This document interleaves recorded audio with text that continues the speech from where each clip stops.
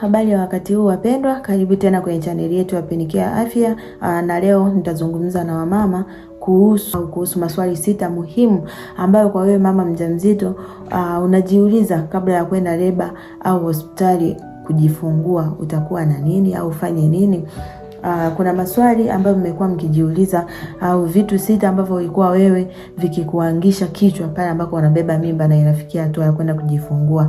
Wakati mwingine mama anaweza kupata dalili fulani lakini hajui, je, ni muda wa kwenda leba au wa kwenda hospitali? Je, au bado ni mapema au niende sasa hivi? Ni vitu ambavyo watu mmekuwa mkijiuliza. Video hii itakusaidia kufanya maamuzi sahihi na kuepuka taharuki isiyo ya lazima. Hakisha unatazama video hii hadi mwisho. Je, uchungu wangu una mpangilio wa dakika fulani? Je, uchungu wangu una mpangilio wa dakika fulani? Swali la kwanza jiulize, je, uchungu unakuja kwa mpangilio maalum au unakuja hivyo hivyo? Uchungu wa kweli huja kila dakika 5 au chini yake, na uchukua sekunde 30 mpaka 60 na huendelea kuongezeka kwa nguvu au pungui hata kama ukipumzika au kubadilisha mkao huwa au pungui.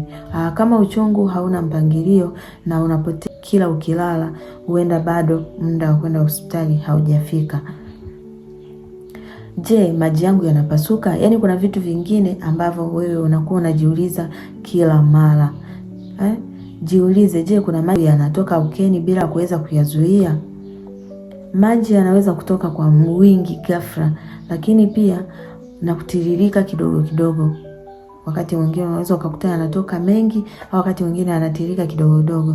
Hata kama huna uchungu, maji yakipasuka ni muhimu kwenda hospitali moja kwa moja, kwa sababu mtoto anakuwa yuko hatarini kupata maambukizi ya maradhi mbalimbali. Kuna swali jingine mtu anajiuliza, je, kuna damu nyingi isiyo ya kawaida?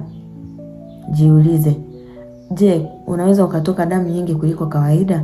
Kiasi kidogo cha ute wenye damu huwa ni kawaida kabla ya kujifungua, lakini damu zikiwa nyingi zenye rangi nyekundu sana ni ishara ya hatari zaidi. Ukiona damu nyingi usisubiri, nenda hospitali mapema na haraka zaidi. Swali la 4 ni, je, mtoto anacheza kama kawaida? Hii ni swali muhimu sana. Je, mtoto anacheza kama kawaida au kama siku zote ambavyo ulizoea? Kama harakati zimepungua sana au haujamsikia kabisa kwa muda mrefu, hii si hali ya kupuuzia. Nenda hospitali haraka kwa uchunguzi zaidi. Lakini kuna swali la 5 ambalo mmekuwa mkijiuliza kwamba je, nimejiandaa kisaikolojia na vifaa? Mtu mwingine anafikia hadi hatua ya kwenda hospitali hajajipanga kwa kitu chochote, lakini unahitaji kujitengeneza kisaikolojia, lakini pia kujiandaa na vifaa vya kujifungulia kabla ya kuondoka. Jiulize, je, una begi la hospitali na liko tayari?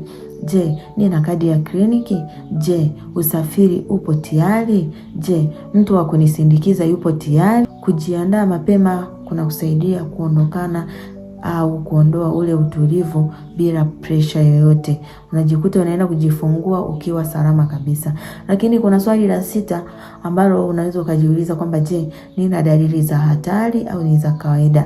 Na je, dalili hizi zote za hatari unazo, ambazo ni kama maumivu makali sana yasiyo ya kawaida, kichwa kuuma sana, lakini pia kuna kuona ukungu, utaanza kuwa unaona kama hauelewi, lakini pia kuna uvimbe mkubwa ghafla au homa kali utaisikia.